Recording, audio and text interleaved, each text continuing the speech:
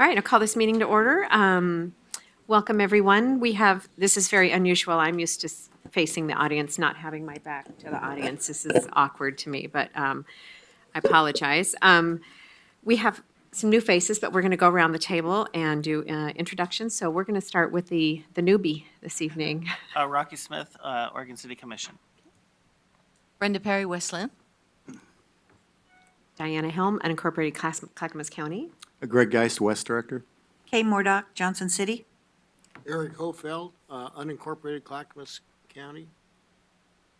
And in the UGMA for Happy Valley. He's always rubbing it in. Is your microphone on, Eric? Yes, ma'am, Okay, it all sure right. is. All right. I was told before the meeting to make sure we spoke close enough to the mic. Can you all hear me now? Can you hear me now? Okay.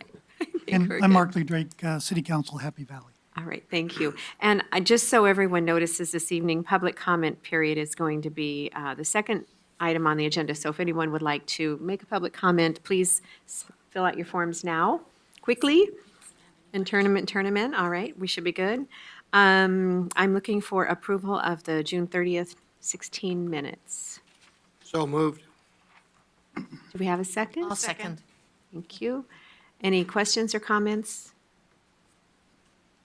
on the meetings? All in favor, please say aye. Aye. Aye. Aye. Any nays? All right. Motion is approved. Public comment period. No one's tapped me on the shoulder? So we're good? Wonderful. We're going to move right along. Item number 3 is a population study update with Lynn and Greg giving us an update here. And Lynn will join us at the table. Here you are. Sit in the corner over there.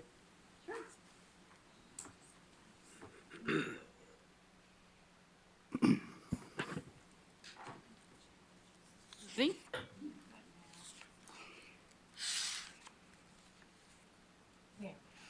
Okay, thanks. Good evening, everybody. I wanted to give you an update of population projection work that we've been doing, completed in the spring, actually, and we presented this to the Board of County Commissioners in a work session earlier this month. So we'll give the presentation to you.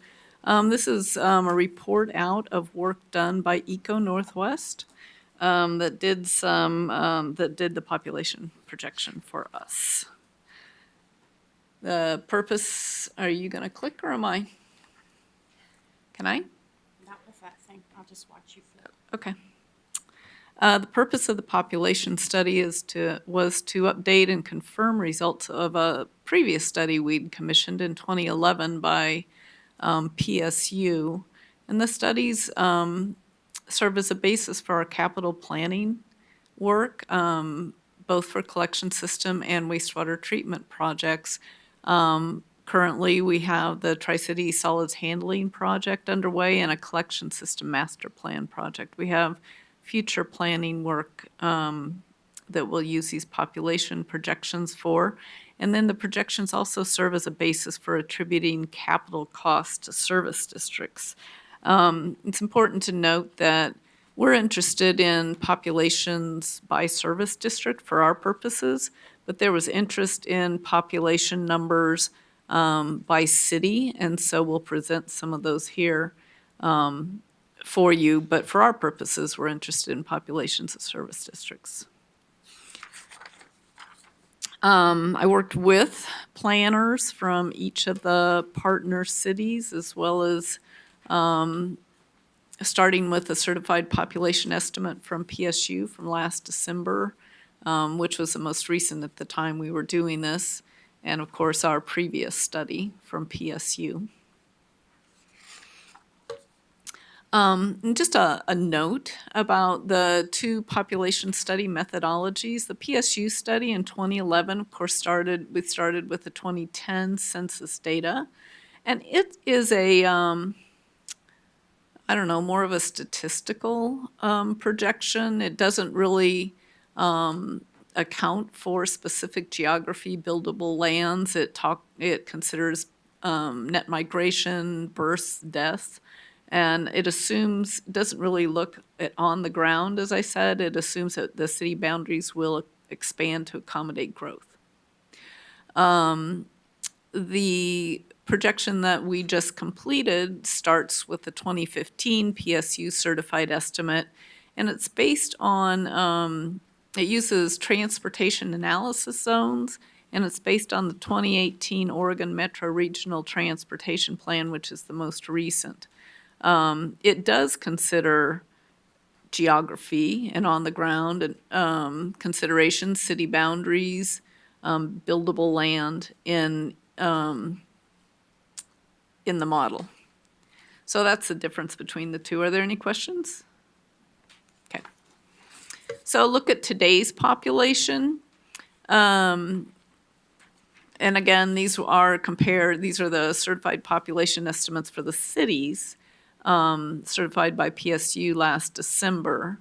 So there you have those, and then unincorporated CCSD1 and Happy Valley, which is not, does not include all of Happy Valley in that estimate, because right now, not all of Happy Valley is served by CCSD1. There's pockets that are not. And the same with Tri-City Service District. If you summed those three cities, they would not sum to Tri-City Service District because Gladstone, for example, has an area that's served by Oak Lodge. Question. Yeah. I noticed in the footnote, it says certified population estimate from the Portland State University, December 2015. Yeah. Why is this not the Eco Northwest population estimates from 2016? Because we use the real number as a starting point, and we were doing this work in February, March. And so we use a certified real number to start with. Okay, and that's what this represents? Okay. Yeah. Those are real numbers. Those aren't projections, those are real numbers. Okay, I have a question. yeah. For Happy Valley, do you know the population that you're excluding? A number? Yeah, Well, I have two numbers I could subtract, but I don't have them in front of me. okay. I'm just curious as to how many people are served by somewhere else. I mean, you're talking about Portland? Yeah, I'm not that familiar with Happy Valley. I assume there's some that are served by maybe Portland, maybe some septic tanks still, perhaps. I'm not sure. Yeah, that would be my guess. I don't know if I know Portland would be close, but I don't know if Portland serves portions of Happy Valley. My suspicion is that it's folks that still have septics, yeah. Okay, thank you. So service area for Tri-City Service District includes the three cities you can see on the left in 2015. That blue pocket up in Gladstone is served by Oak Lodge, and there's some pockets shown in Oregon City and West Lynn that are currently served by us and are counted in the population we serve. But we're in the process of an administrative exercise to bring those in the district. So on the map, they're not shown in the district, but they're being served by the district. In 2040, most of the growth comes from Oregon City. And I worked with the city, spoke to the city planner. There's three major expansion areas in Oregon City's South End Concept Area, Beaver Creek Road Concept Area, and the Park Place Concept Area. And that's where service will expand to those three places. Question. Yep. I noticed you have a pretty sizable green area for Gladstone. In the No, that's 2040 Oregon City. number? That's Oregon City. City. Oh, that's Oregon City? Okay. I didn't see the property lines or the lines for the city, so Yeah. I couldn't tell. It's Oregon City. So here we have the population projections again for the service district and the three cities. The three cities will not sum to Tri-City Service District. Gladstone would be the only one that doesn't sum to, that is not totally served by Tri-City. Yes? So I guess I have a concern about the numbers for West Lynn. When you look at how much we've been expanding, I think it's like 1%. It's in the last few years. I'm not sure where you think you're going to put these people, but I don't see us expanding like this anywhere close to this. So 2020, which is only 4 years away, you think we're going to have another 2,000 people in there? These, If you look at 1% per year, you might have that by 2040, but these numbers match the adopted West Lynn transportation plan. yeah, I'm not at all sure this is where we're going. If you actually look at our growth, we have no big expansions planned anywhere.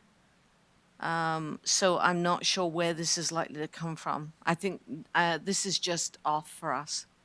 Okay, well, these are our projections using TAZs. They also match your recently adopted West Lynn transportation plan. And so those are the numbers we used, and if you want to have further, discuss further, we can. Okay. The only number that didn't, Oregon City, their sewer plan took numbers from their transportation plan with, I couldn't find a source beyond the transportation plan as I worked back through the thread. Your numbers are low here compared to that plan, just so you know. Again, the 3 cities wouldn't sum to Tri-City Service District because of Gladstone. If you look at the work we did in 2011 for PSU compared to Tri-City Service, compared to this Eco Northwest estimate, we're right in the hunt there.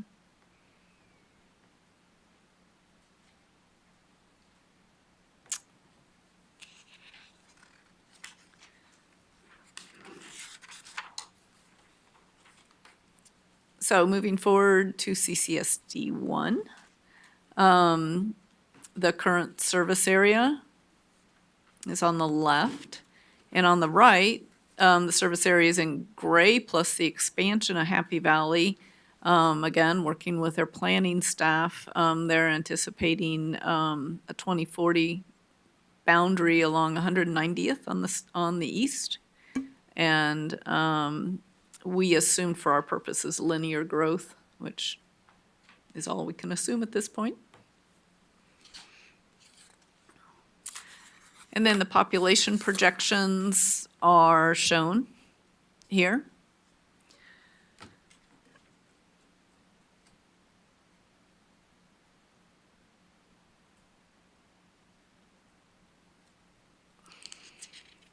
Happy Valley, just for your, might be interested in this, it grows from 17,510 today to 42,224 in 2040. That's 2.5 times. Wow. We better get busy. Yeah. And comparing our projection to the work that was done in 2011, again, shows that the two methodologies produce a similar result. Our projections in the solid. Projected growth by district, growth in CCSD 1 compared to the total growth between now and 2040, they account for about 64% of the growth, and Tri-Cities is about 36% of the growth, most of that in Oregon City. I'll just chime in real quick. When we did a similar or the same calculation based on the 2011 PSU study, those numbers were 63% and 37%. So we're very close.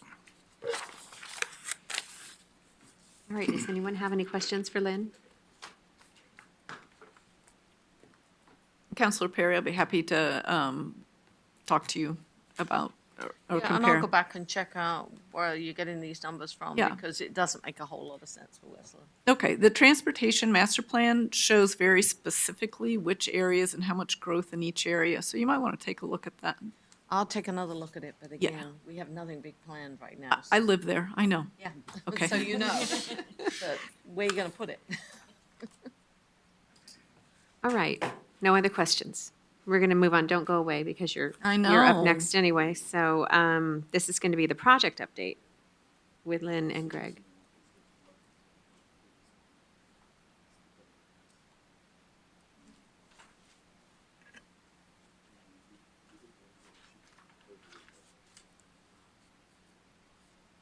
So, an audience question?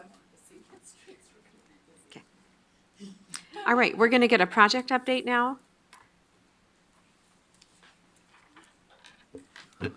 Take it away, Lynn. Okay, so I'm here to give you an update on solids handling improvements project. It's been a few months since we talked, and we've been really busy working on this. I wanted to give you an update and tell you what we've been doing, and I'll preface the presentation by saying I'm bringing what I think you'll find is good news in the work we've been doing.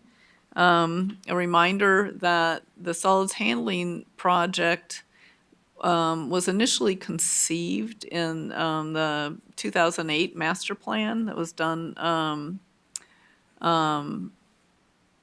earlier and by others, and looked at the solids handling project as a phase 2 project, with the MBR being phase 1.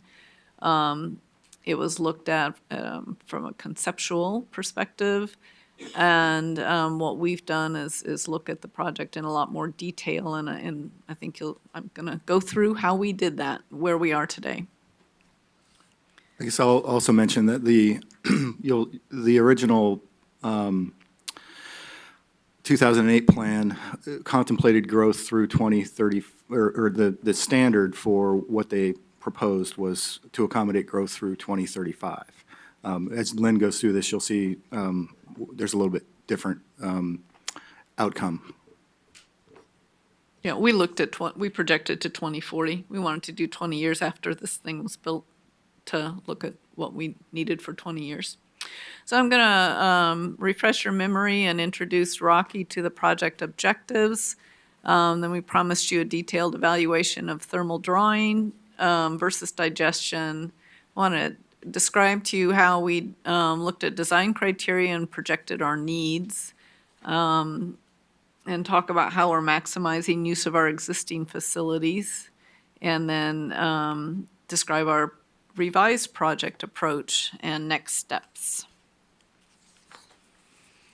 So the objectives of the solids handling project are always to provide value for ratepayers. We need to increase our solids handling capability and meet 2040 sludge production. We're going to continue with Class B biosolids and continue to beneficially reuse biosolids with land application.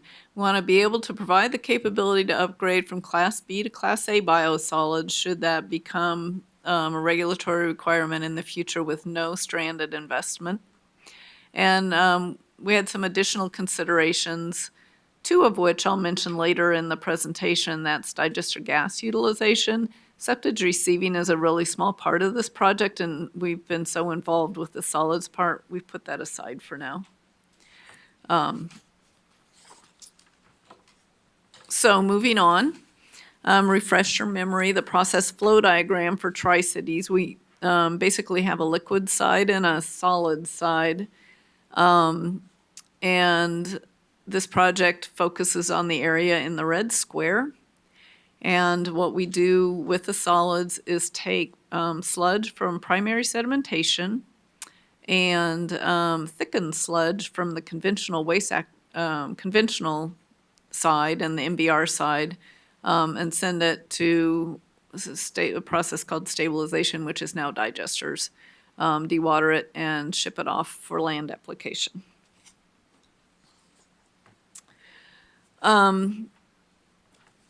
after we did our screening of alternatives, we ended up with two stabilization alternatives, digestion and thermal drying, that we said we needed to look at more closely.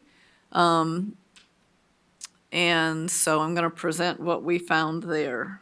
What we did in this detailed evaluation is look at present worth costs and annual operating costs to come up with a present worth differential cost between the two alternatives.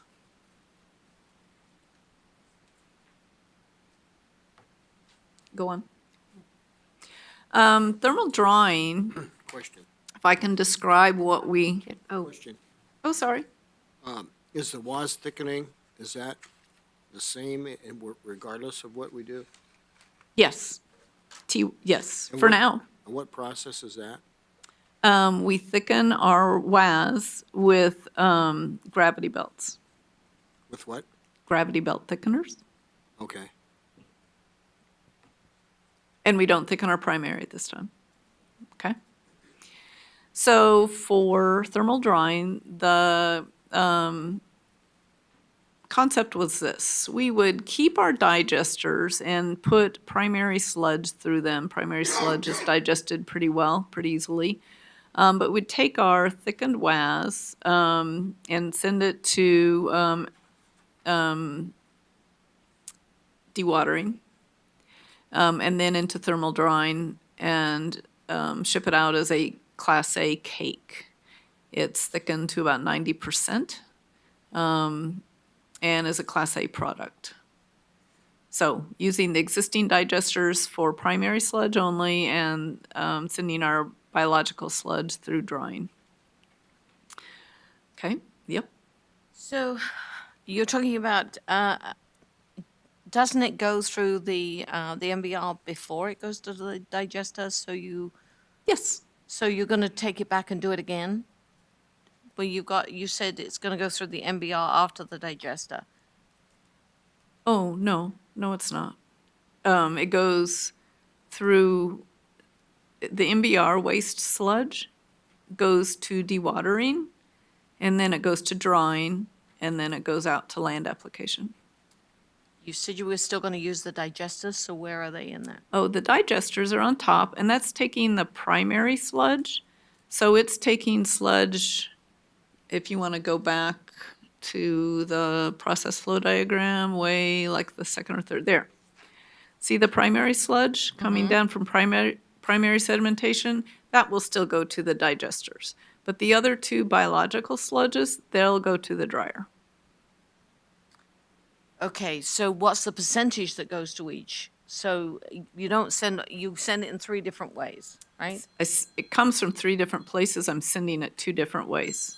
Okay, what are we doing right now? We send it all to the digester. Okay, so that takes off some of the pressure off the digesters. That's per right. Capacity. Yes, exactly. Okay, so about how much of it will be diverted elsewhere? Hang on.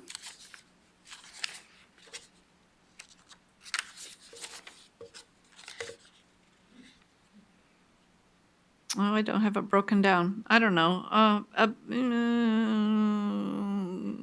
40 to 60% either way. So it's about 50-50, but it's not quite 50-50.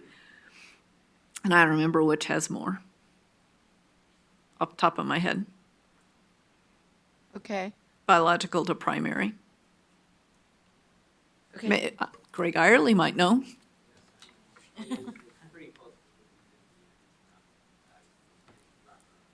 So would you always do the 50-50, or would you change the amounts from, if need arises? No?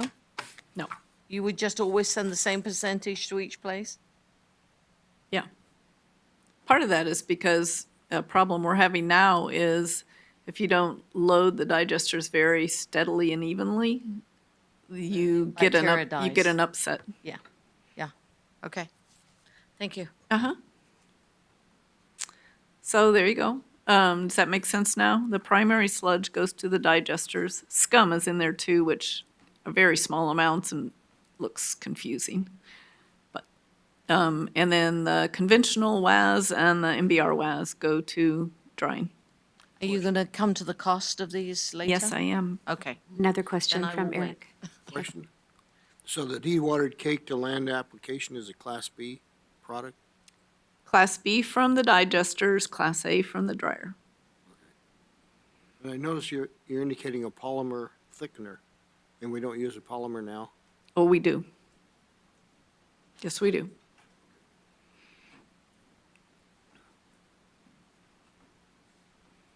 Okay.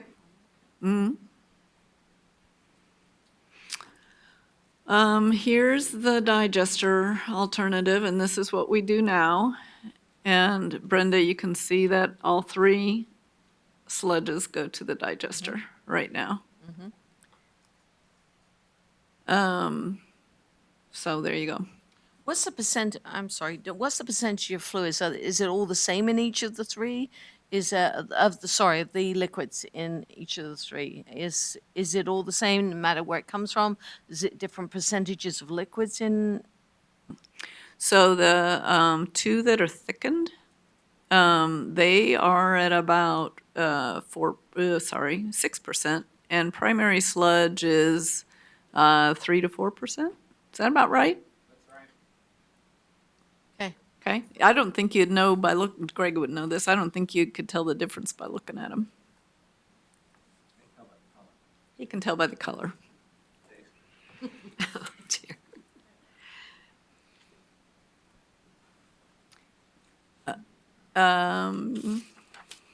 Catch up here. Yep. That's fine. Okay, so we looked at two different types of drawing, and the first is direct drawing. That, Excuse me, Liz. yep, Can you go back to the two previous slides? And can you briefly describe the primary differences between the two, the thermal drying and the anaerobic digestion? Because these are totally different diagrams, and I'm trying to Okay, figure out, sure. okay, where's the difference? yeah. The difference is with the digester, everything goes to digesters and we add a digester, okay? On drawing, we don't add a digester today, and we take half of our sludge and send it to a dryer. We take half of it and use the digester. And that lets us use those digesters for longer because we took half of it and send it to a dryer. So it's roughly the 50% that Greg was talking about? Okay, Yep. thank you. Is your mic on? Does it? Yes, it's on. It's not very clear. We have a technical difficulty here.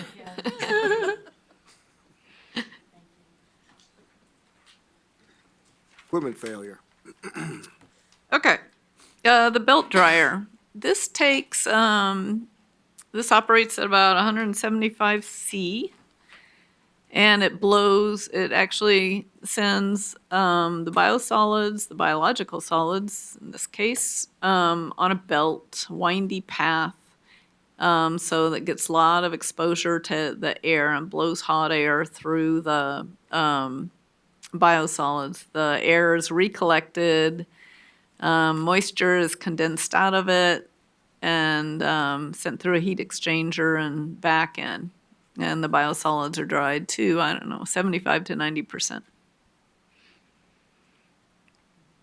They're a Class A product. That's direct drying. The sludge comes in direct contact with air that's drying it. There's a lot of dust control in this. I saw a facility in Washington. Every Friday, they had a crew from the local prison come and wipe down every single railing and everything else in the building because there's a propensity for fire and explosion from the dust. You have to keep it very clean. Yeah. Next is indirect drying. A little different here. This is a paddle dryer. There's different kinds of indirect dryers, but this is what we deemed as most suitable.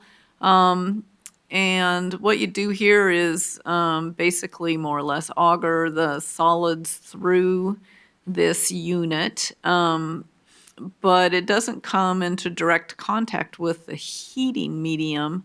That's a hollow shaft, and those are hollow paddles.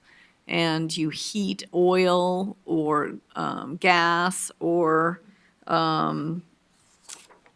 steam, and that's inside the hollow shaft and paddles, and then it just through contact heats the large surface area, heats the sludge and dries it.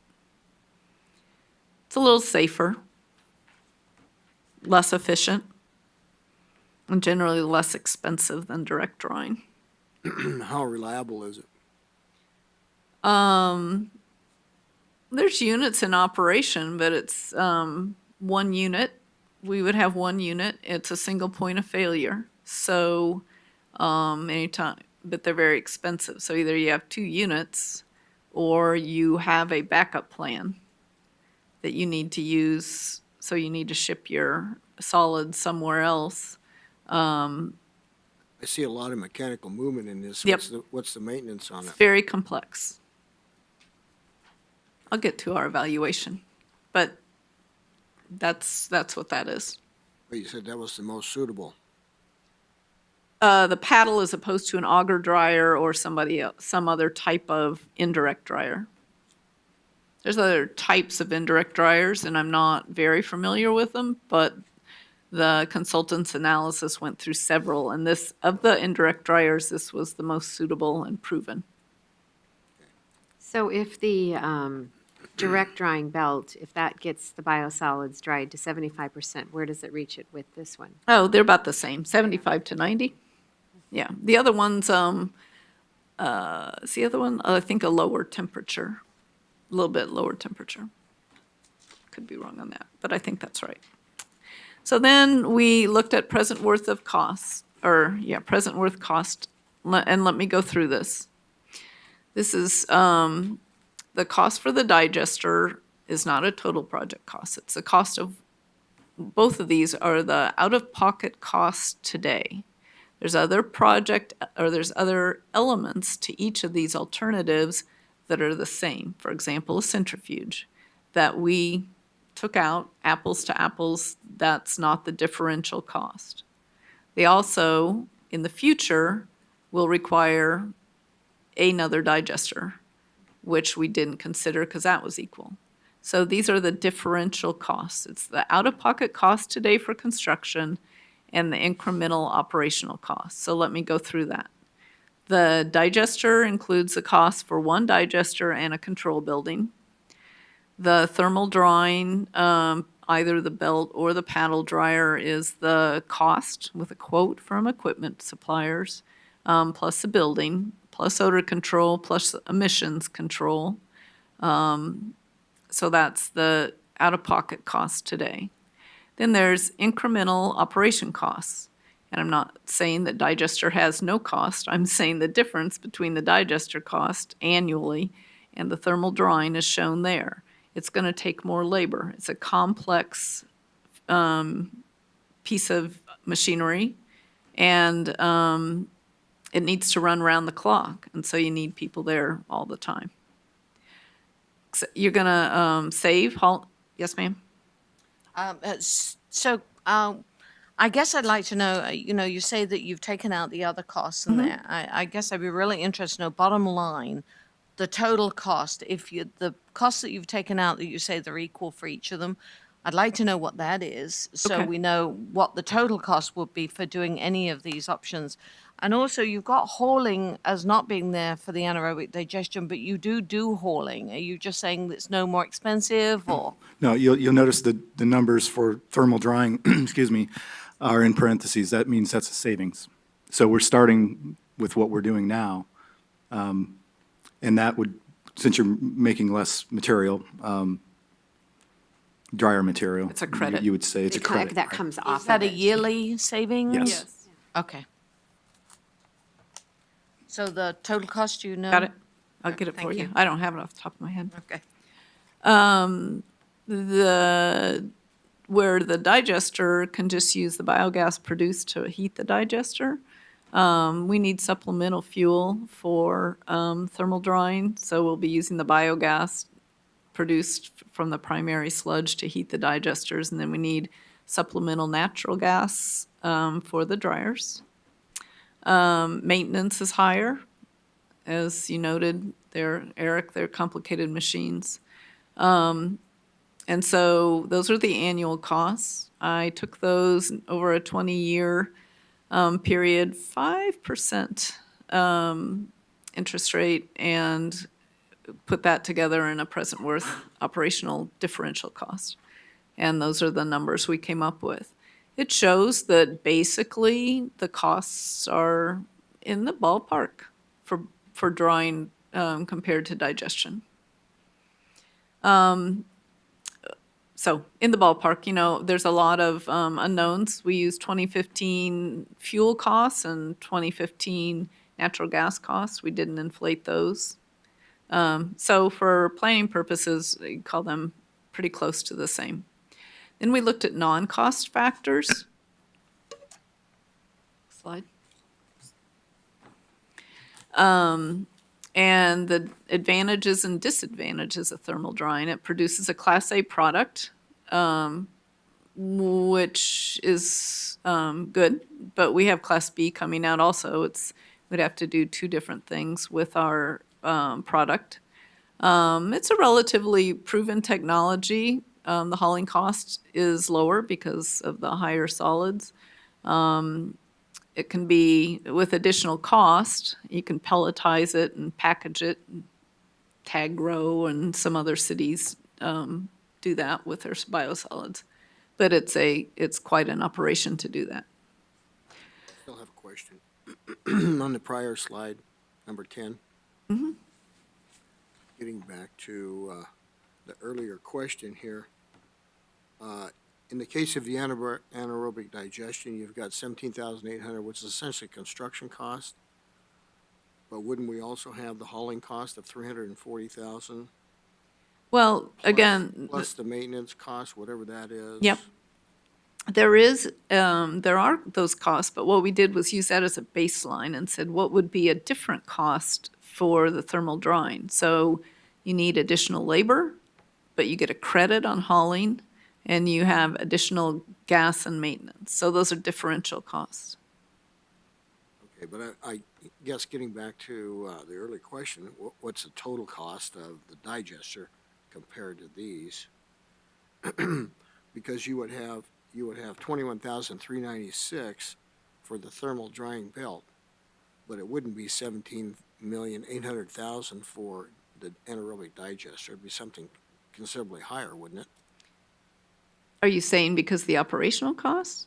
Yeah. Well, if you did that, you would add, for example, say it costs $1 million a year. No, don't say that. Say it costs $100,000 a year for labor for a digester.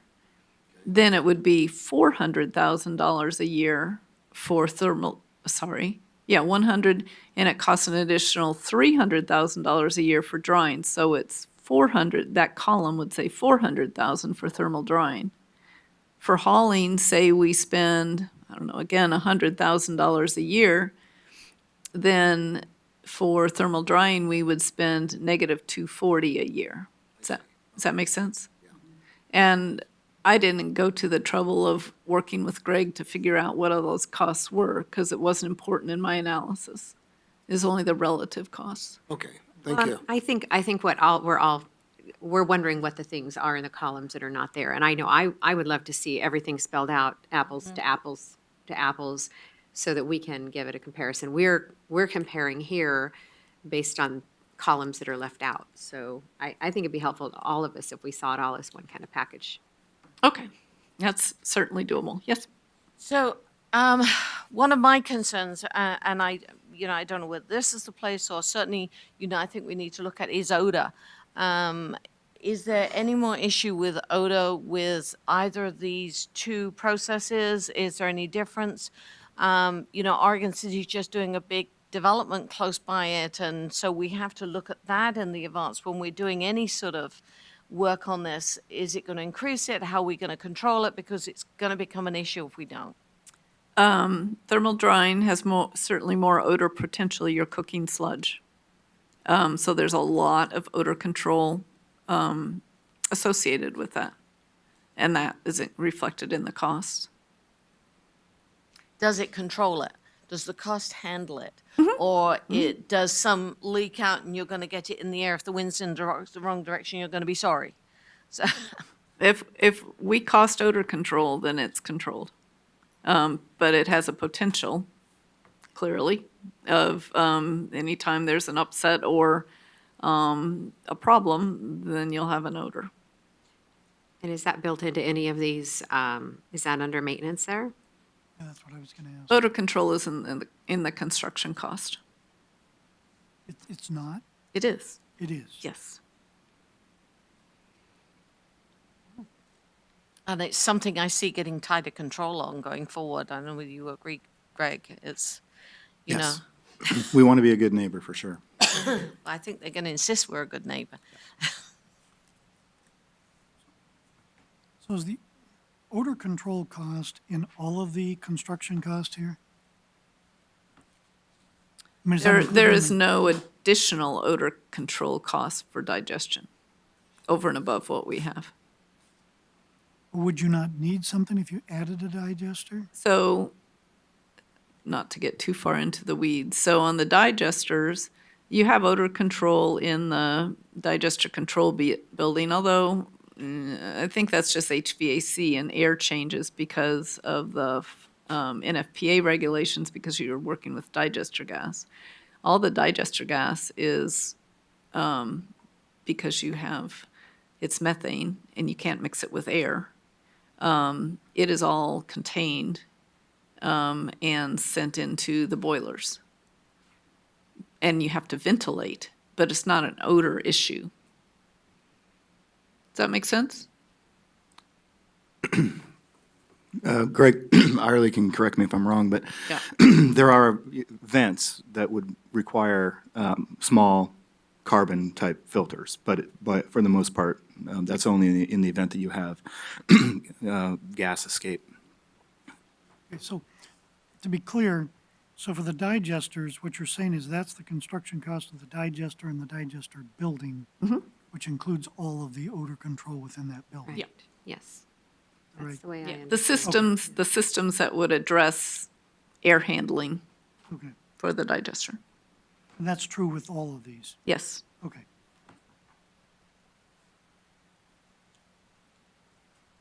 Make sense? Okay. Question Yep. on that slide. Uh-huh. Back One up. of, one of the purposes was to not have any stranded cost. Yep. Is there any stranded cost with any of these, of the thermal drying? Nope. The stranded cost was if regulations push us to Class A, would we still be able to do that? And thermal drying does produce a Class A product. But wouldn't that leave the digesters hanging out there as a stranded cost? The existing ones, but that's not what we're evaluating. No. And we could, those aren't stranded either in that we couldn't use them if it went to Class A. We'd have to build new digesters that work with those that are Class A capable. It requires thicker walls, basically, construction and some bigger heat exchangers. And you would you would build a digester capable of higher temperatures, which is what you do in a digester, as a first stage, and then send it to the second stage, which are the existing digesters. So it wouldn't be stranded investment that way either. So If we build digesters.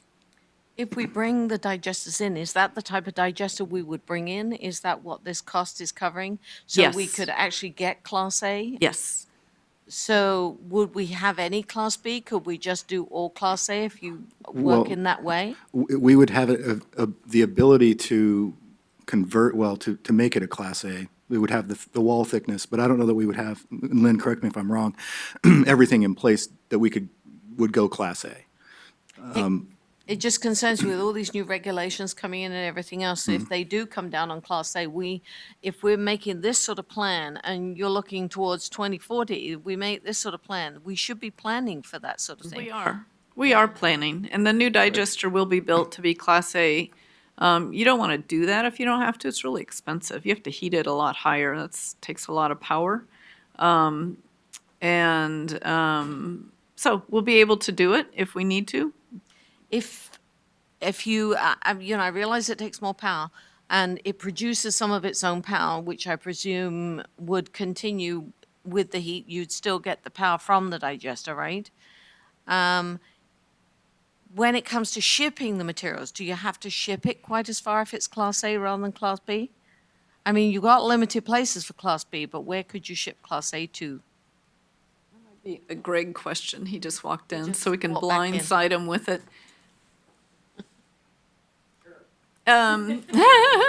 Greg, why don't, for the sake of the audience, why don't you come up and sit in come the in. empty chair here so you have a microphone instead of doing this from the audience? And I have won't some- buy, I promise. I was enjoying my Wizard of Oz role down there. He came out from The behind the question, curtain. Yes. the question is, Class A versus Class B sludge, where could we dispose of Class A versus Class B? Oh, well, in the case of Class A, it wouldn't be so much of a disposal, it'd be more of a product that potentially we could have some marketing value, but it wouldn't be great. Can everybody hear him? So, I mean, we have a lot of local farms that would probably be interested in something like that, especially the ornamental, landscaping type farms that we have just to the south. So would that cover the higher cost of the extra heating if we did that and cut down on some of the haulage?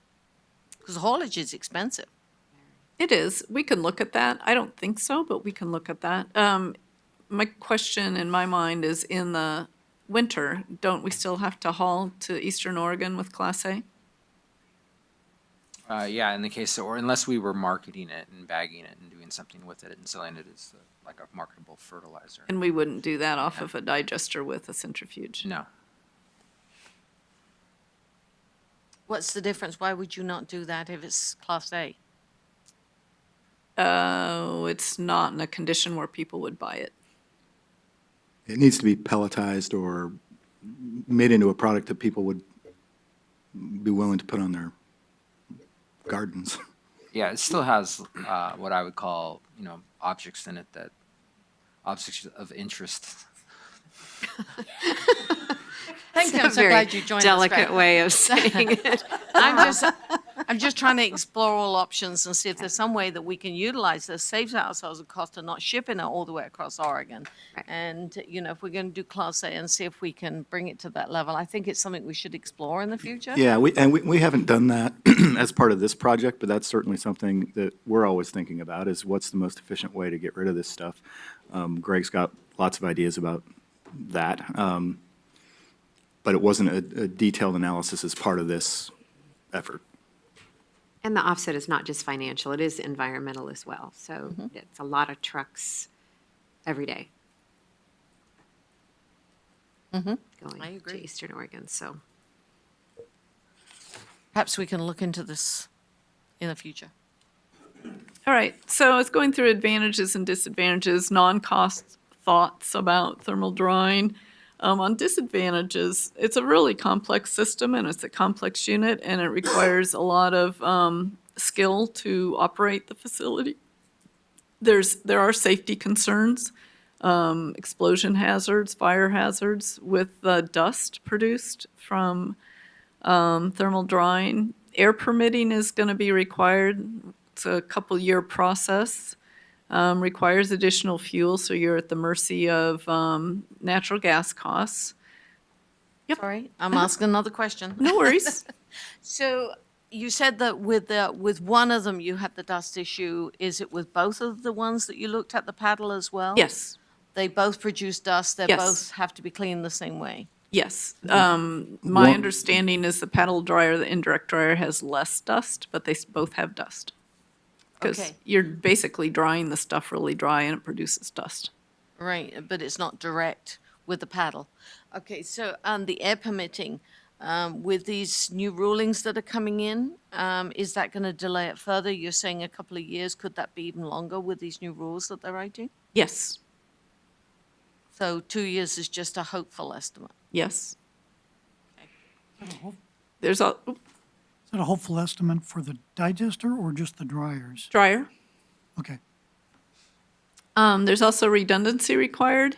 You can have a second unit, very expensive, or you could contract, as we do for emergencies, with other area utilities to take your sludge during periods when the dryer is down or being maintained.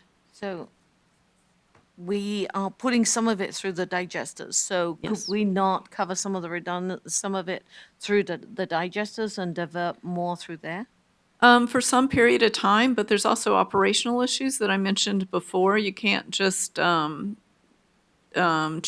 the diet of the digester. If it's being fed primary sludge, it would require some operational finesse to start feeding it secondary as well, or you'll have an upset.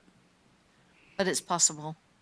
It's possible, and it's possible up to a certain point. At some point, we're reaching close to capacity with just the primaries in the digester, and there wouldn't be room for that. Yeah, I'm just talking about an emergency Yeah. or if you were down or something like that. So, as a result of that analysis and costs being somewhat equal, we thought the advantages of digesters outweighed the advantages of the dryers, and we pursued moving forward with digestion. And so we looked at that more carefully. And the first thing we did was project 2040 digester loading.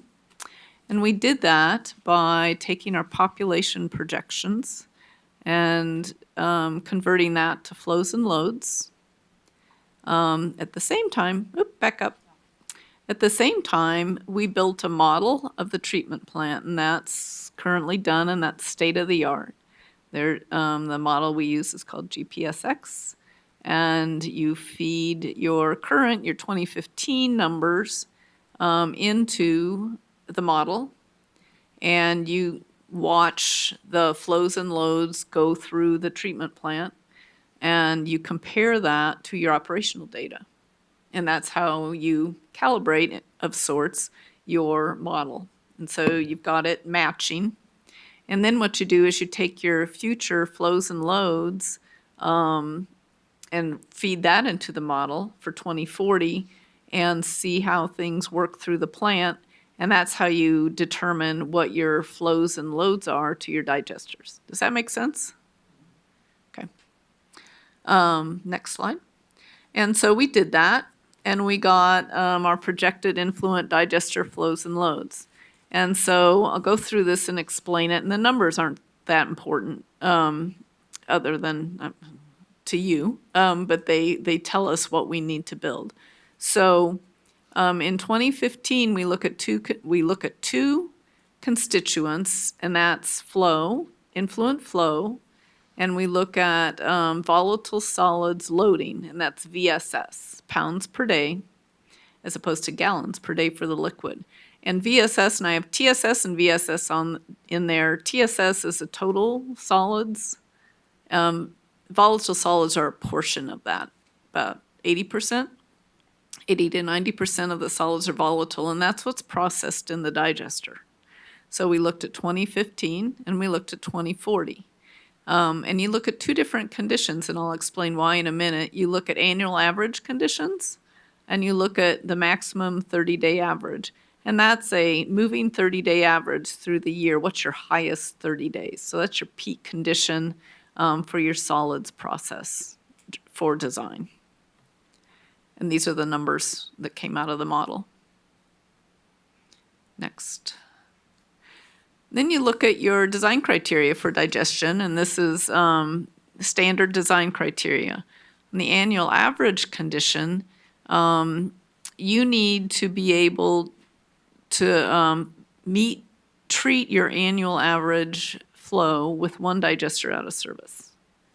We have 2 units now, and one has to be taken down for service. You need to be able to treat your flow. And you look at it 2 different ways. One is your solids retention time. That's 18 days. The regulation is 15, and you design for 18 to give yourself a little cushion. And that means every particle that goes into the digester has to stay there for 18 days. That's what that means. So for annual average, 1 unit, 1 digester out of service. For the maximum 30-day, all digesters in service. You have to be able to meet that criteria. And on the solid side, the volatile solids, the VSS in the previous slide, the volatile solids loading rate, VSLR, pounds per day per cubic foot of digester. And you need to meet that again for those two conditions, 1 unit out, all units in service, and that number is 0.15. And so those are the numbers that are important, and that's what we're going to be looking at, what we have today and what we need. Does that make sense to everybody? Yes, what do we have today? I'm going to show you. But wait, there's more. Yeah, next. Okay, here's what we have today. So on the left side, so I looked at annual average and max 30-day. And on the left side, we have 1 digester. The blue line is our loading. And you can see today, on annual average conditions, we are over capacity. We can't meet it. Look down at the max 30-day average and you can see that we can meet it.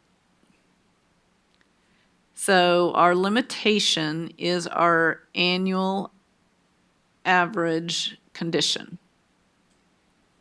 And if we add a digester, which is why that line goes straight up in 2020, you can see that if we use internal storage, which we plan on doing, we add 1 digester now, or 2020, that gives us enough capacity to about get to 2030.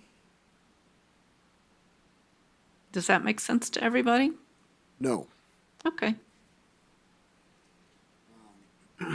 First of all, what's the dotted line, the dotted red line on the right-hand side? It's the same thing as the left-hand side without a label on it. 2 digesters with internal It's 3 DSL. digesters, basically, because it's all the units in service. 3 digesters with internal DSL storage. Okay, what's the solid line, black line going down on the? That is where the blue line crosses the dashed line, and that is where we hit capacity with 2 digesters operating and 1 digester out of service because we built 1 digester. And that is when we hit capacity, if we build 1 digester today. This is confusing, sorry. Okay, that's So we fine. have 2 digesters in service now, correct? We do. So the graph on the left, you're talking about adding a 3rd digester? Yes, I'm talking about taking the 2 we have today and adding 1. Okay, so that's the graph on the left. Yes, it's the graph on the right too, but it's the number of tanks in operation. Okay, so the graph on the right is 3 digesters with the 2 existing and 1 new. Yes.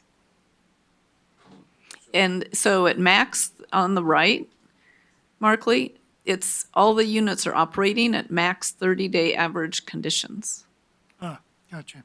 And on the left, we took 1 out at annual average conditions. Okay, Does that make sense now? yep, Okay. it does. Thank you. So this is our liquid criteria.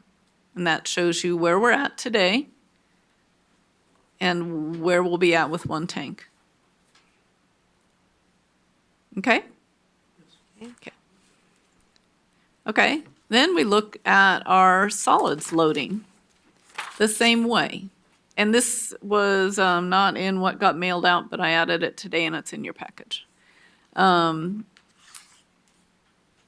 So on the left, annual average, 1 tank out of service.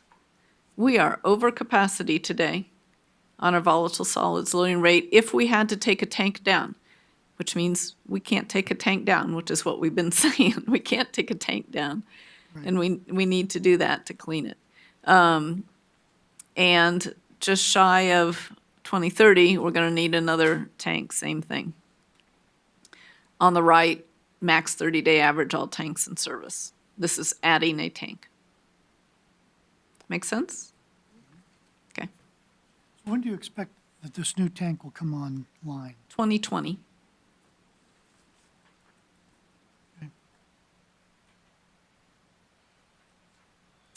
Okay.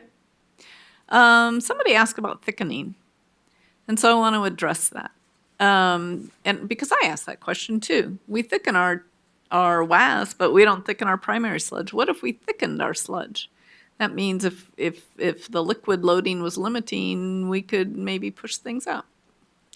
And so there's a plot of where we could, if we added a digester and thickened, we could go out another, I don't know, 5 years or so before we needed a second digester. If we added thickeners. And what is the cost of adding the thickener? About $5 million. A year or, No, that's the cost, Period. period. One-time investment. okay. So $5 million, 5 years. So keep going.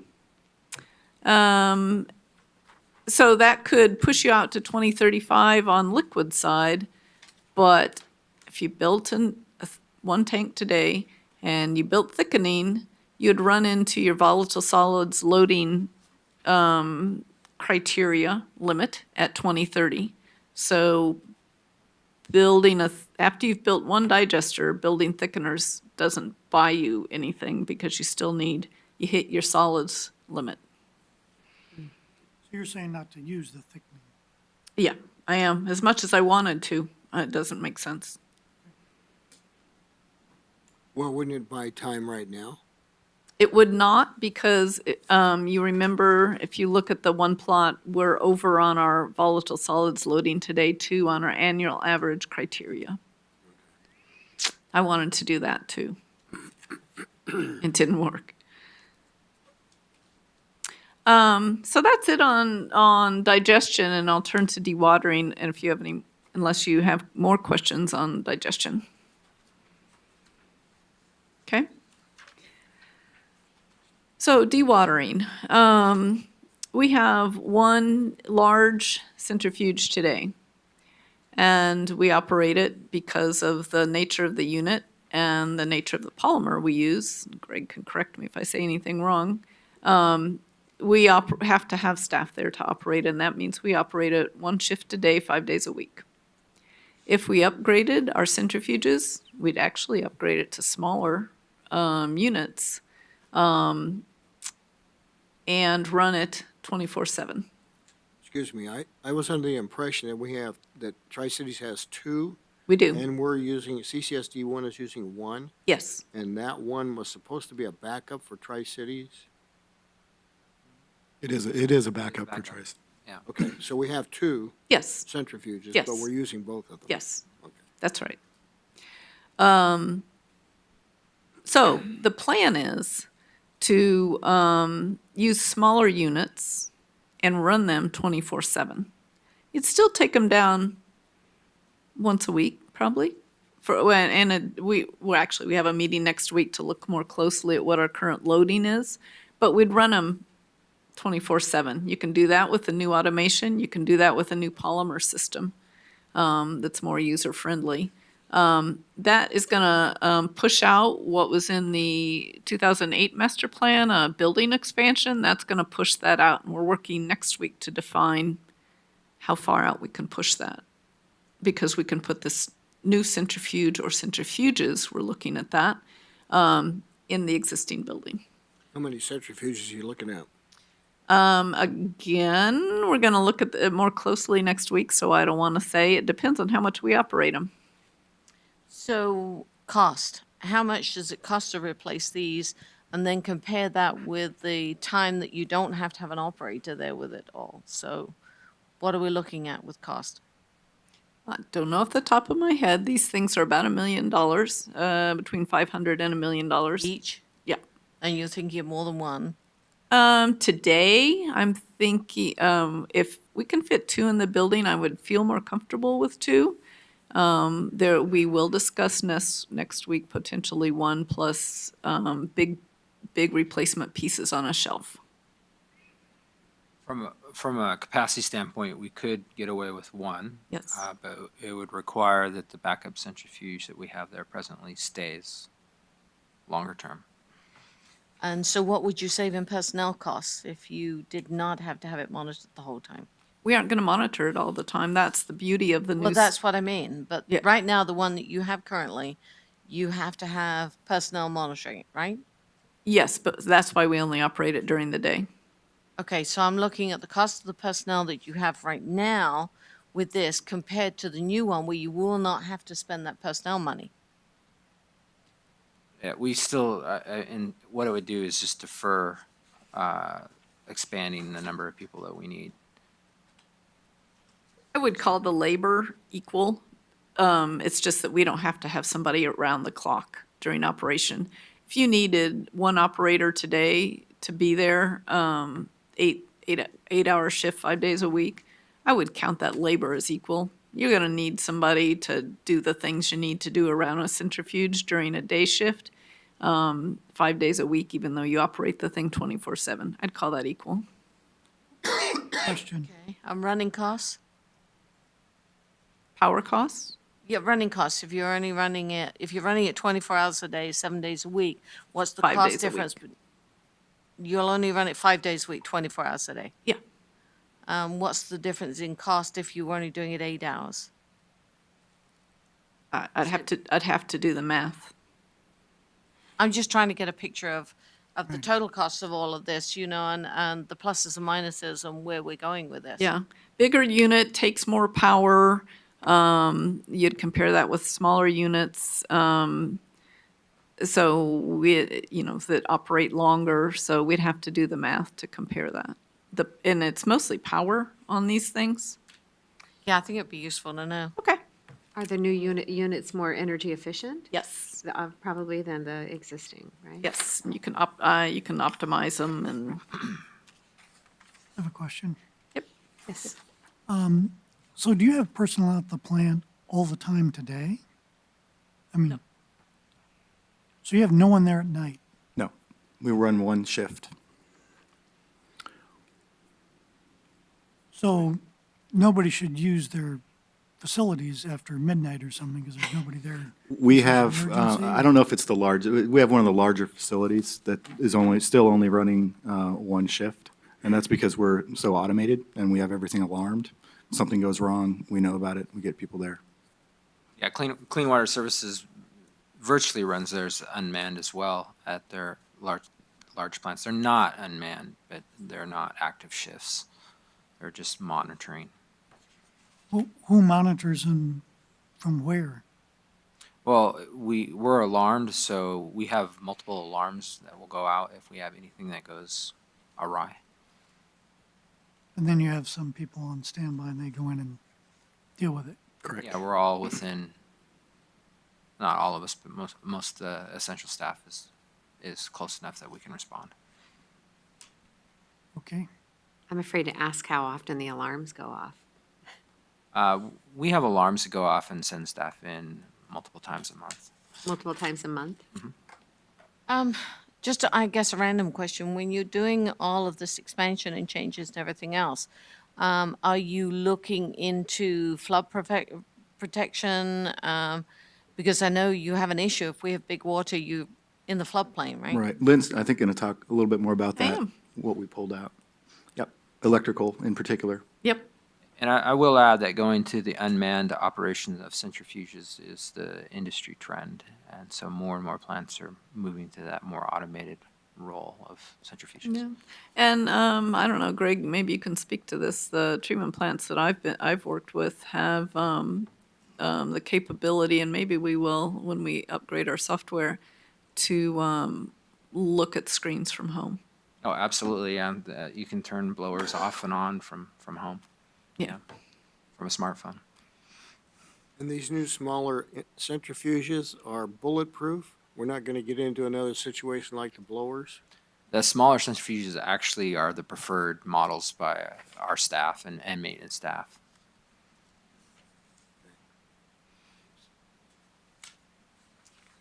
So I want to talk a little bit about maximizing use of the existing facilities. So one of the issues with our digesters that I have that needs to be resolved before we can do any of this is or, we're looking at resolving, working very hard to resolve it. And part of the things we're going to do in this project will help to resolve it, and I'll talk about that. Is those calculations assume we're using our digesters to their full capacity, minus 10% for solids buildup, which is how you design digesters. Right now, we don't use our full digester capacity because we have bad foaming issues. We've called in some folks to help us with that, and have some solutions. One is instituting some laboratory procedures to identify our propensity for foaming. With industrial discharging, you can have soap certain times a year that affect the surface tension and exacerbate foaming. So we're in the process of doing that. What we think is a large cause of our foaming is that, as I was describing earlier, to Councilor Perry, is that you have to feed the digesters consistently. We don't have any way to do that other than maximize, trying to from an operational standpoint, but we have different processes working on different schedules. So we're gonna, in this project, put a sludge blending tank upstream of the digesters and mix the sludges together so that we're feeding the digesters in homogeneous feed. We're also gonna add foam suppression to the existing tanks once we can take one down, once we have a new digester and we can take the old ones down to help solve that problem and move forward. And like I said, we're assuming we can use those digesters to their full extent today when this project goes online. We're also extending the dewatering operations we just talked about. We have some rehabilitation things that we need to do with the existing building, but we're gonna extend operation of dewatering instead of just doing it one day a week 5 days a week. And that allows us to put off construction of a new solids building because we'll have fewer units. So is the sludge blending tank, is that on the current CIP? Always has been, still is. Yep. So I want to talk about what was originally proposed and what we're talking about in our revised project. So originally, the project and what you've seen to date assumed we were going to build 2 digesters with a digester control building, the sludge blending tank that I just talked about, a solids handling building to house all the new centrifuges, truck loadout and cake storage, centrifuges themselves, centrate equalization, which is required partly because we only operate the centrifuges part of the time, and so you get slugs of centrate, which is high in ammonia from those. If we operate centrifuges more evenly all the time, you just get a little bit, and that doesn't affect your process. Emergency power, additional emergency power, standby power, relocating the electrical gear above the floodplain, and combined heat and power, and that means an engine run off of biogas. So that was the originally proposed project. What we're looking at today is only building 1 digester now, because that'll take us out 10 years. And that's a philosophical, we could build everything we need to 2040 today and build 2 digesters, or we can build 1 now and build another 1 in 10 years. We have to build a digester control building. It'll be the same size, but with only part of the equipment in it if we only build 1 digester today. As I mentioned, the sludge blending tank, we have to have that no matter what we do. The solids handling building, we'd make some improvements to the existing building, but we wouldn't build a new building. And I call that phase 2B, but as I mentioned, we're meeting next week to talk in more detail about that building and how far we can go without that new building. Truck loadout and cake storage, that improves operation, be nice to have, but we could defer that. Centrifuges, I described what we were gonna do. Replace the equipment to allow extended operation. In the future, we'll need more. And I'll know more about that next time I talk to you.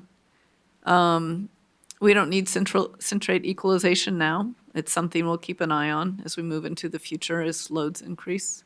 We still need to expand our emergency standby power.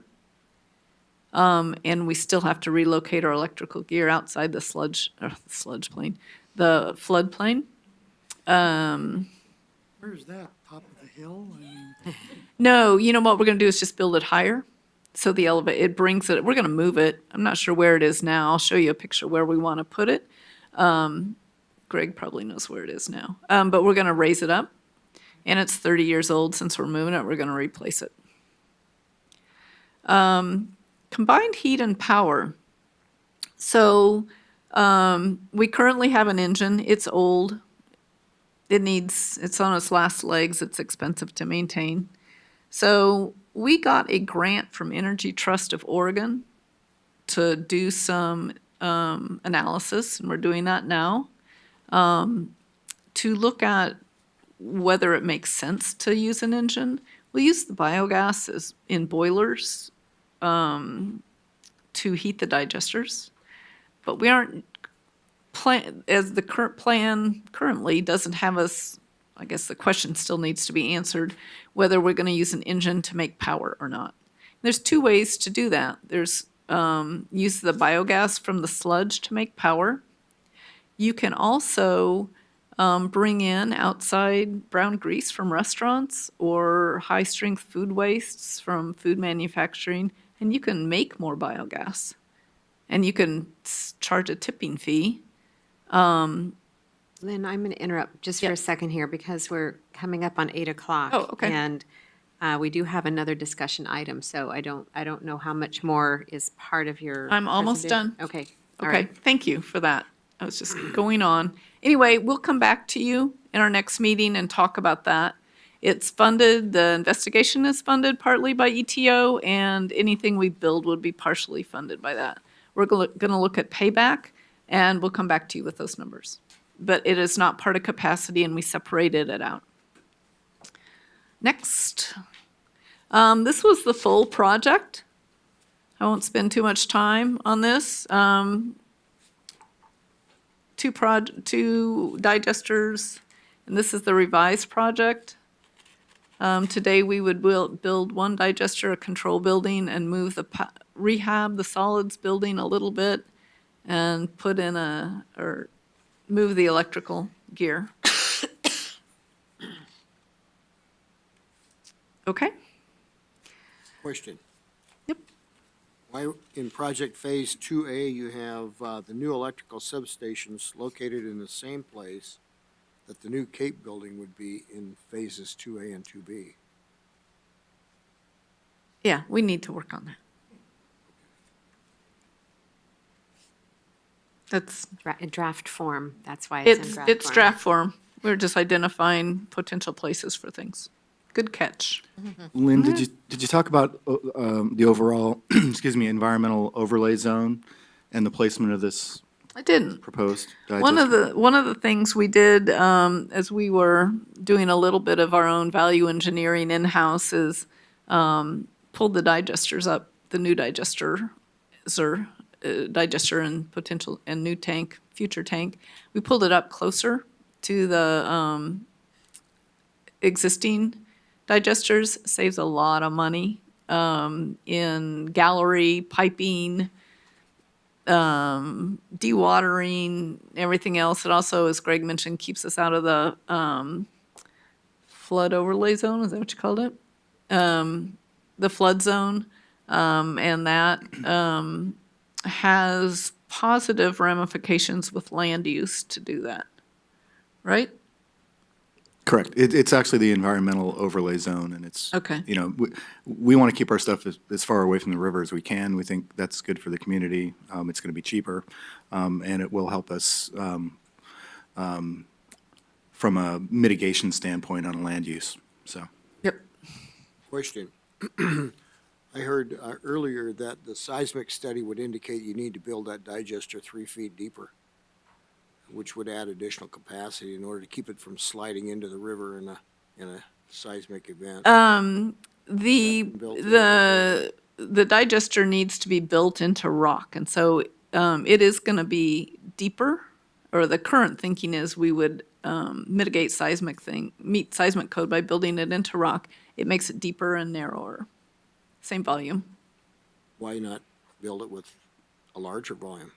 It's simpler operation to have it the same volume. Symmetry. No, it's simpler operation, but that's something we can look at. Yeah, it would seem to me if you have to go deeper, you might as well have more capacity. Build it to 1.5.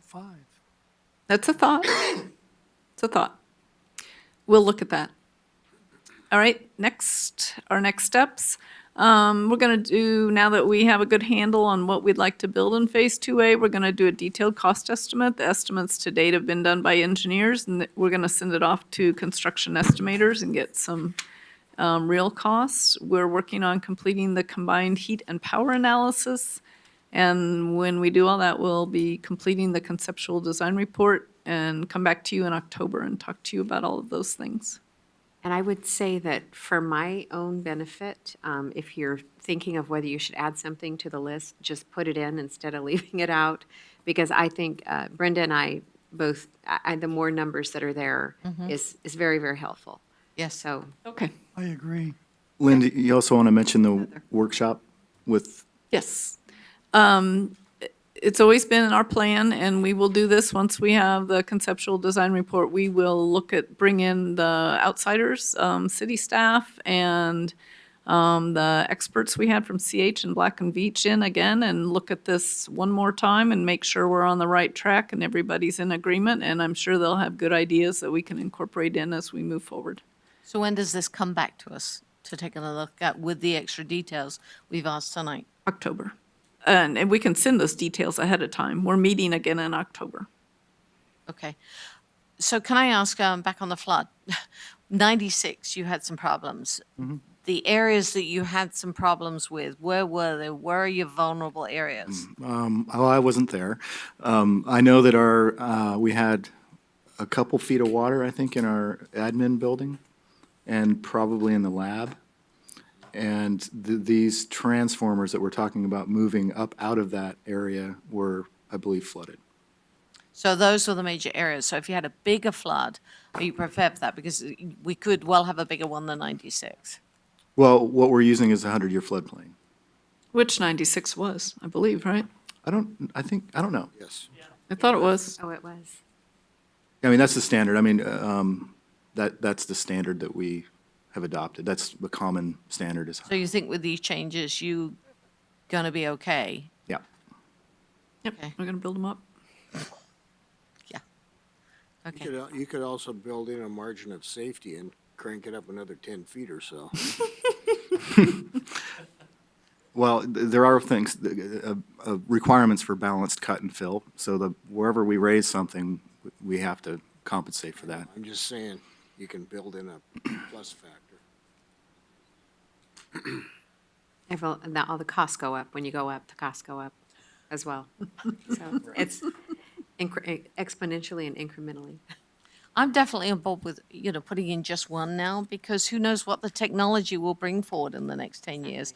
And maybe in the next 10 years, we won't want to bring in another digester. Maybe we will be looking at something else that's, more cost efficient and, can just dissolve it into nothing. So who knows?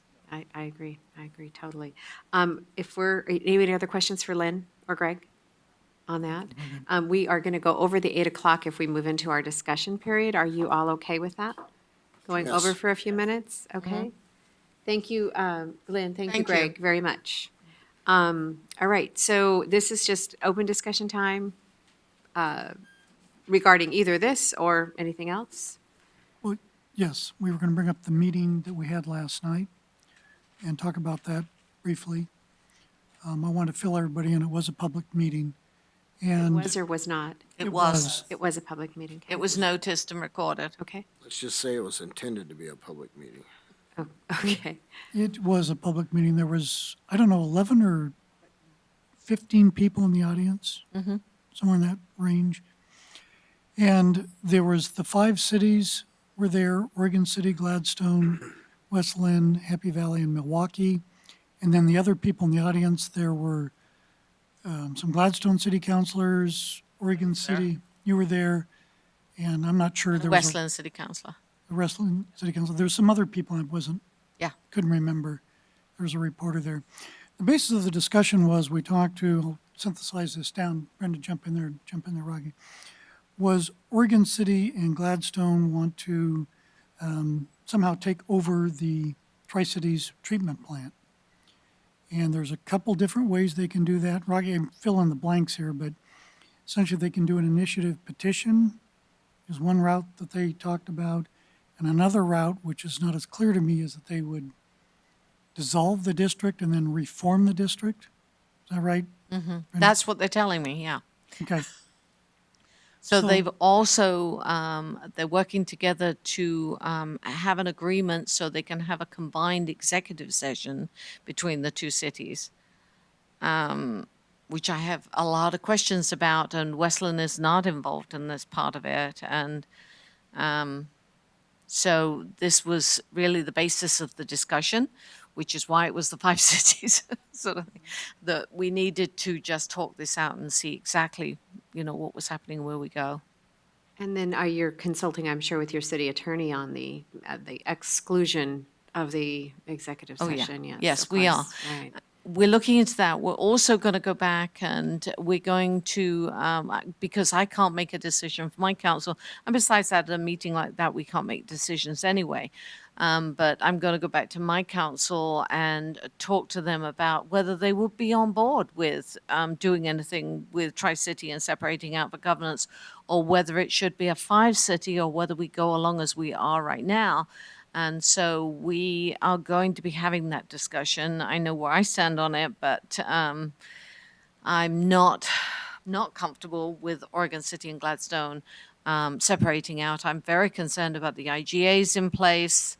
I don't know, we've raised concerns about whether if they dissolve the district, they seem to think they could keep the IGAs in place because it was the same people and reform them, and I don't see how that was going to happen. And Corin didn't either, as I would think she would know, so. Right, right. Well, it's very concerning. It's very concerning that it's headed to this kind of level. And, Especially certainly without us knowing. That's right, part of right. the third leg here, so. And my biggest concern, of course, is for the constituents and how this will affect them in the long run and our economic viability as a region. Because this definitely throws uncertainty into the A process. lot of uncertainty, right? And investors don't like uncertainty. And a lot of money in litigation. And I think our citizens are wary of litigation in general. I know our citizens from Damascus were very wary of litigation because really in the long run, there's no winners. There's No. really no winners, and except for the attorneys, of course. But Right. And, the losers are the ratepayers. As we went through the Milwaukee fight, exactly. the ratepayers, all the ratepayers lost. I mean, not only Milwaukee ratepayers, but Happy Valley, unincorporated, everyone paid for all that litigation and fight going on. So we've known from Happy Valley standpoint, and I've mentioned this publicly before, we certainly have some issues with the county, but we're not litigating with the county. What we're doing is sitting down with the county, talking through our issues, and working together to come to agreements of how to move forward on a number of issues. Right. Whether it's the overgrown weeds on Sunnyside Road. It's working, isn't it? Yeah, we had a little video. Yeah, your YouTube video. Yes. And, as far as we're concerned as well, certainly as far as I'm concerned, I don't believe in doing anything in a rush. If we do whoever takes, if we do take back governance, if it is the 5 cities or the 3 cities or whatever we do, there's a lot to be worked out and thought about before you make a move like that, because you've got to protect the ratepayers, the service, and everything else. So you cannot rush into this. So that's another concern I have, that they potentially would do it without our agreement. And so we're definitely looking at that. It's a big concern. So I don't think it's something we can do in a hurry. We have to, again, look at security of how these things, for everybody who's relying on these services. So, And this is not something new that's coming down the road. This is a service that our citizens have now Right. and could be potentially disrupted, could potentially be, made not available to new businesses and to new homes. So I think we have to look at that. Rocky, yes. I think the conversation was good last night. I think that I definitely myself heard Westland's concerns. And our commission is obviously going to have a conversation about that. I think there's conversations that need to happen, whether it's with the 3 cities or the 5 cities that was discussed last night. I think I would hope that our commission is open to that. But in response to, we don't want to move this too fast. We've been dealing with this since 2008 in our perspective, and that is a long time. And so I think from Oregon City's position, we're getting very impatient. So what we're trying to do is try to, if this is not the body to have the conversation about cost allocations, et cetera, then we're saying, where does that happen? And if it's at the 5 city level, maybe, if it's at the 3 city level, but if that's not a potential, we need to move forward because we need to protect our ratepayers too. So I think we're open to still have a conversation, but we don't want to have a conversation that continues to drag on years at a time. no, I think we can head in that direction. We can set, I thought last night was a good start to the conversation. I'm just concerned that somebody goes rushing into something and does something, and then we end up with litigation all over the place with IGAs that are not being supported, and it's just really a concern. It takes time to do something like this. I'm sorry, Eric, yes. Yeah, one of the things that I'm concerned about, as a representative of the unincorporated area, which has the largest number of ratepayers, is the fact that, number one, we were not invited to that meeting, and you keep talking about conversations between the cities at the exclusion of the unincorporated area. And one of the issues that came about, and the reason we have the River Health Advisory Board as an outgrowth of the prior Citizens Advisory Board, was because of the Clearwater issue way back in the beginning, when the cities decided, exclusive of the unincorporated, what they were going to do with the Kellogg plant. And that created a huge fight. In fact, it created a lawsuit that the county lost and a whole bunch of other areas. So if you're going to start discussing this stuff and exclude the unincorporated as well as Johnson City, I think you're going to have a real fight on your hands if you don't include us in the discussion. I was there and helped formulate the bylaws that this particular committee operates under. And it was designed to be the focal point for discussing the increased capacity among the entire region of both districts at the same time. And so to exclude and ignore this particular committee as a focal point and forum for those discussions, I think is a big mistake. I didn't even Because know now you're about the gonna- meeting. You're not Well, going to. actually, I emailed you, and you were on it. But the Well, reason I'm not sure what email address it's going to because I don't have a City of Damascus email address anymore. my concern, the only reason that we Sorry did about not that. include you guys with this is that it needed to be noticed. So where do we notice it for the unincorporated? And do we ask the county to do it? We wanted to just have a simple conversation and open up the conversation because of the concerns of things being done quickly. But yes, you are part of this and you should be part of the conversation. So I think if we decide to meet again, we have to figure out how to do that. And so how we can meet just as a group, really just to bounce some ideas back and forth. My suggestion would be to include Mr. Geist and allow him to notice everyone on it, Well, there is a couple ways to do this. because the county was not aware of it either. Actually, the county was. They weren't happy about it, but they knew about it. I mean, I think there are ways to do it. I mean, this regional group was put together to talk about these very issues. Yes. And we can certainly have, our council has a work session where we just, is more informal. Exactly. We sit down and we talk, we discuss different things. And that would certainly be the proper forum here to have a work session and talk about some of these issues about the governance and everything else. But with a lack of dialogue breeds mistrust. And although people may want to move forward, if they don't move forward together with everyone who has a vested interest, those vested interests will push back and possibly slow the process down a lot more. And that's the experience we saw with Milwaukee. Milwaukee attempted to go forward without involving the other players, and as a result, it got balled up, it got set aside, and that process took years. That fight with Milwaukee, in the end, Milwaukee ended up with nothing more. I mean, they ended up at the same place they were.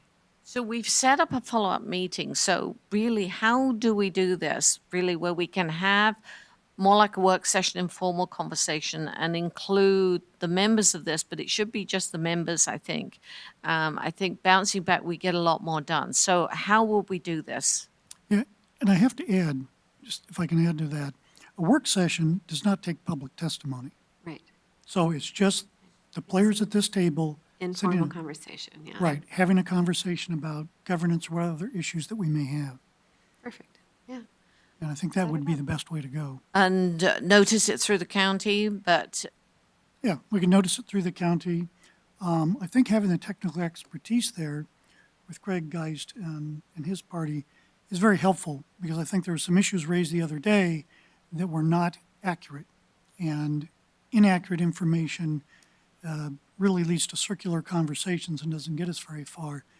And if we have a resource there we can rely on to say, this is accurate. I mean, what are the numbers? What are the costs, as an example, was one of the issues that was talked about yesterday. And frankly, none of us had really good numbers to go off of, I think, to actually say this is the cost of a digester or not. So those sort of things. We're getting closer. We're getting closer with the information we are. tonight, one right? of, one of my concerns is that if we make this too broad, we're not going to get Oregon City and Gladstone to the table. And they've been resistant to coming, and it was to the format. So we need to have them there if we're going to have this conversation. So how do we do that? If we make it too broad, so if Greg's going to come, then the county's going to want to come, and then, we more or less just got another meeting of regional wastewater. No, but what I'm talking about in a work session is having the resource there of Greg. If we have questions, we can ask him. Just like when we have a work session with our city council sits down and discusses things. Staff is sitting there, though. If we have a question, we can say, hey, what about this information? Do you have this? Can you get us this? So, but it's just the players at the table talking, no public input, no public testimony, and it works out real well. And I agree with you, it'd have to be a very, very narrow discussion point.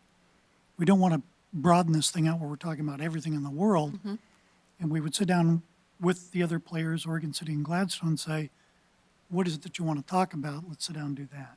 Does that work for people? I think it's a great idea.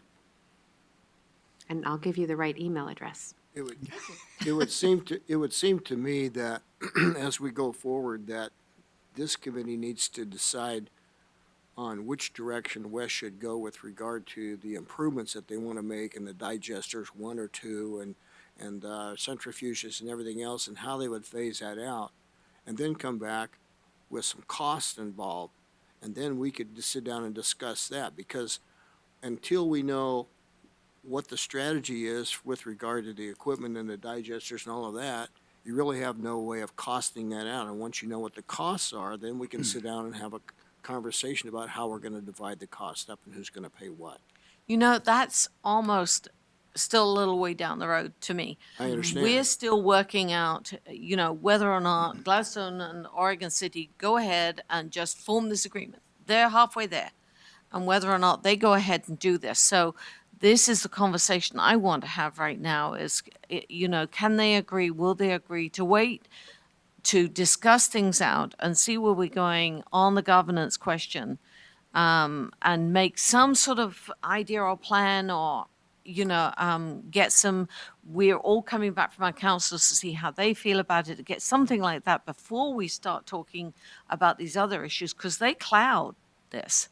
Yeah, and I think if we can bring this to closure, though, unless we have other comments, what we left the meeting with was all five representatives are going to go back to the respective city councils and discuss this with their councils. And we said, because of different scheduling things, it's going to be mid-September, I think, for, September 26th. well, is the next meeting, but I'm Yeah. saying for the city councils to meet, it was mid-September before most city councils Right. could get together and discuss this. And I think ours is, I can't remember, our second meeting in September, although I just got a ping from Steve Johnson that I think Gladstone's going to do it next week.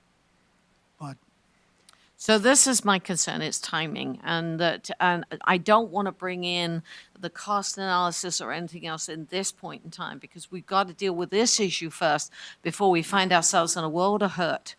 And then we can maybe move on after that and talk about cost issues and where we go forward. Okay, So, and then, so we're really just talking about, at this point, getting all the players at the same table. back to the table, exactly. And I was going to ask Rocky too, because I'm not familiar, I know that I've heard of this going back to 2008 time period and your frustration, and I feel your frustration. I think, and I don't know if this is true, that when the bottom fell out of the economy and everything kind of came to a screeching halt in 2008, if that was part of the slowdown with any decisions being made. And Eric, you've been around long enough to kind of answer that question. What is it going to take to bring Mayor Holliday and Steve back to the table? And to have I this can't conversation? I cannot speak for them. Well, Will that's say- what, that's your job, is to go find out what it's Right. going to take. Sure. And I know we will have that conversation, and the mayor will be bringing back the discussion items from last night's meeting to the commission. I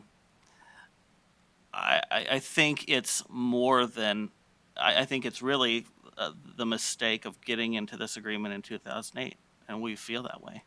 And I've felt that way since 2008, but I was on the minority of the commission at the time, so. yeah, I think the discussion point, if I can just frame this, is Oregon City and Gladstone want to do something separate. And are they going to work with everybody, or they're not going to work with everybody? That's the point. And if they're not going to Kinda work with bottom line. everybody, I don't they're think it's a gonna go need forward. to want to do something separate. I think we're impatient that changes haven't been made in being able to represent our taxpayers in what's happening at Tri-Cities. But you've been sitting, Oregon City, I'm confused. Oregon City's been sitting at the Tri-City table for years, Yes, as an advisory role, right? which And hasn't had an effect effect on what? on governance, on dealing with the cost allocations for each city and all the other parties involved. So if they come to the table, we can discuss the cost allocations and talk about the fairness issues and things that I believe are pertinent to the conversation and probably of grave concern to Oregon City and Gladstone, as I've heard. One of their big concerns is the analysis that was done for the solids handling and whether it was done appropriately and whether, you know, the decision was preordained. So that's why I don't want that conversation here right now. I'd like to just deal with the governance issue right now before we head down that road, because that's minefield.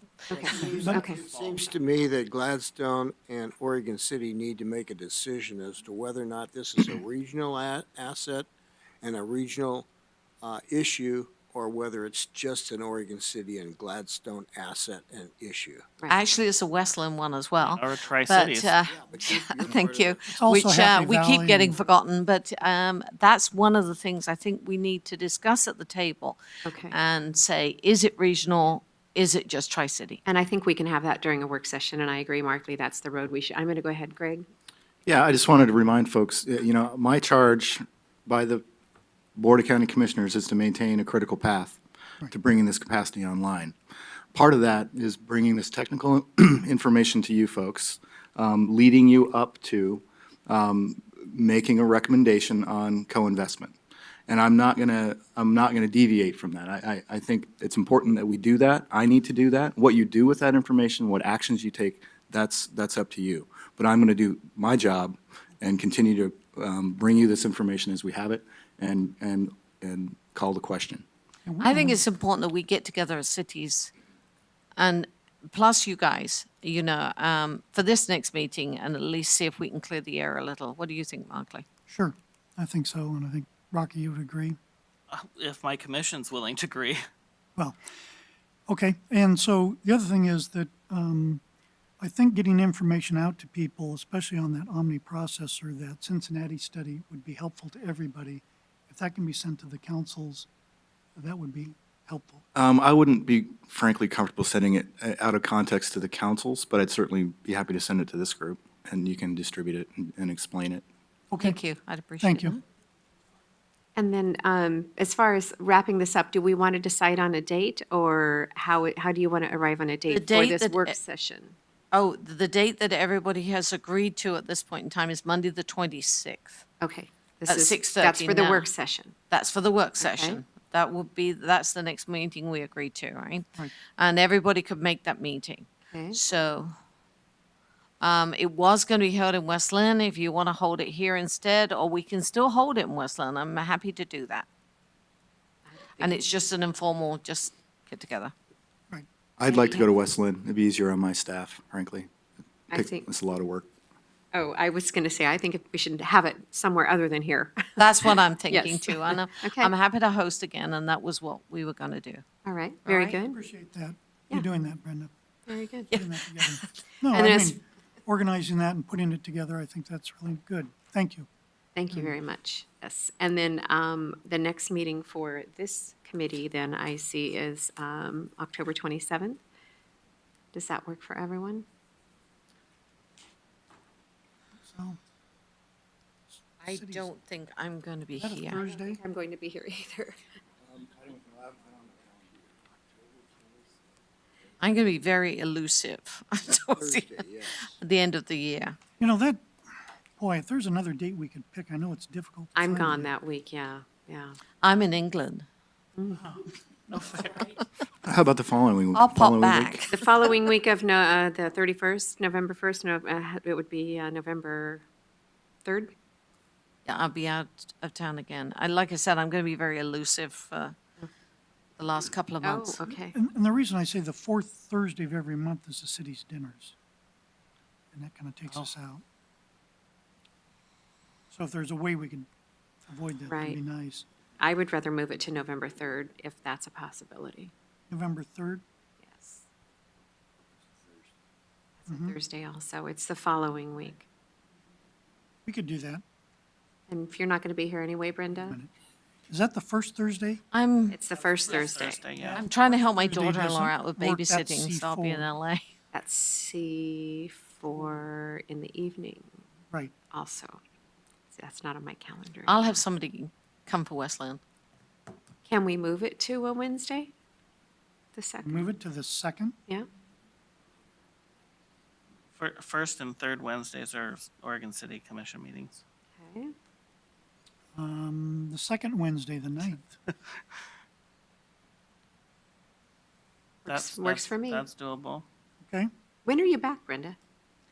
I'm back and forth. I'm helping out with babysitting, so I'm Oh, sort of okay. leaving on a Monday and coming back on a Friday. And England? no, I'm just gone Oh, my 10 days to goodness. England, but then I start going back and forth to I LA. see. you Okay. see, Oh, so. my goodness. Okay. All right. November 9th is a Wednesday. Right. I'm getting nods, yes? Yep. Okay, all right. And for those that might be watching, that's the arrived at date for our next meeting for the wastewater treatment capacity. Advisory Board, anything else for the good of the order? Noticing for the work session, how will we handle that? And I need contact information so that I can send out invitations. I will give you a couple different email addresses. Okay, Who's gonna do the noticing? That's the question. West Lynn? I think West Lynn, since they're hosting. Yeah, and I guess it's okay to host for, to notice for everyone, so we will notice officially, and we will record the meeting we did with the last one. No, I'd like it though. Okay, we'll do that after we adjourn. All right, anything else? This meeting is adjourned. Thank you. Thank you.